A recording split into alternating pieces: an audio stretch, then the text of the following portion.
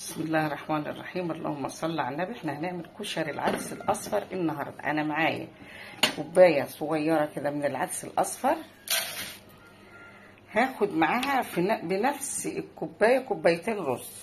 اي بقى كان الكوبايه بتاعتك، انا هعمل كميه صغيره.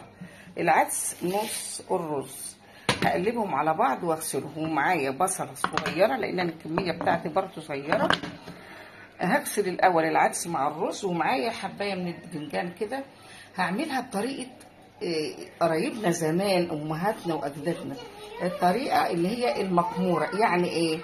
نقطه زيت صغيره جدا، معلقه او اقل، واحطها في حله كده واغطي عليها على نار هاديه، وهقلبها من قال لاخر، وهتستوي كويس جدا. ونشوف مع بعض. معايا البصله هشوحها في زيت وسنة، يعني نص معلقه سمنه صغيره كده عشان تديني الطعم. طبعا الزيت بيديني لمعه وبيديني فرفره. وده مجرد ما البصله تدبل معايا كده، هحط عليها العدس والرز اللي انا غسلته، وهنشوحهم تشويحه ونشوف هنعمل مع بعض ايه. خلاص بصلت تغلي، هحط الرز والعدس،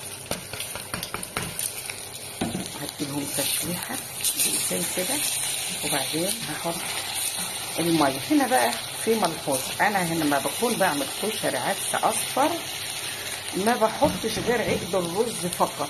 يعني يعتبر عندي العدس بتستوي على البخار مش اكتر، ما بيحتاجش ميه زياده خالص. هنا عشان يطلع مفرفر ما يطلعش معجن، بتحط عقد الرز فقط، ما بتزوديش ابدا اي ميه عشان العدس. وهنشوف مع بعض.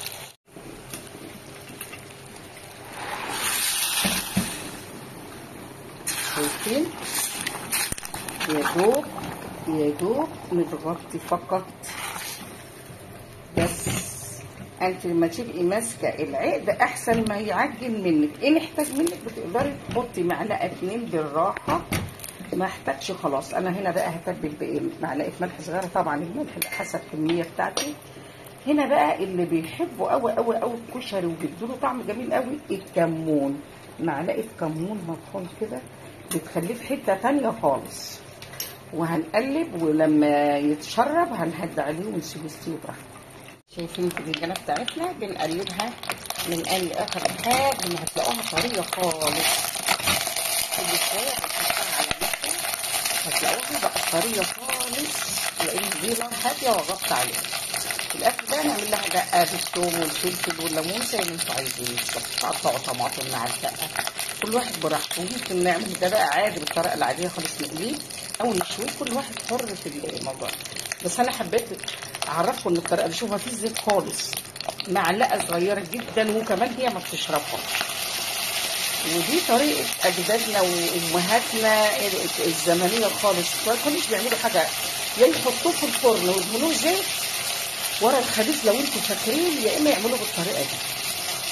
ما شاء الله على الكشري بتاعنا وطعمه وريحته. شايفين قد ايه مفرفر وجميل، ولا معجن ولا حاجه. اللون بقى ده من معلقه الكمون، الله على ريحته وطعمه، خرافه خرافه. جربوا الطريقه دي ومش ابدا عمركم ما هتعملوا غير بيها، لان الكمون بيخليه في طعم وريحه في منتهى الجمال. طبعا تحبوا تاكلوه مع بيض، مع بصل، مع.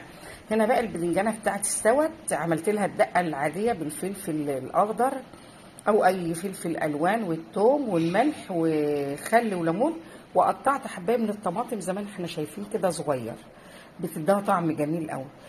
يعني تحبوا بقى تاكلوا اي حاجه من دي مع الكشري او تاكلوا ساده، كل واحد بقى حسب راحته. وبألف هنا وشفا.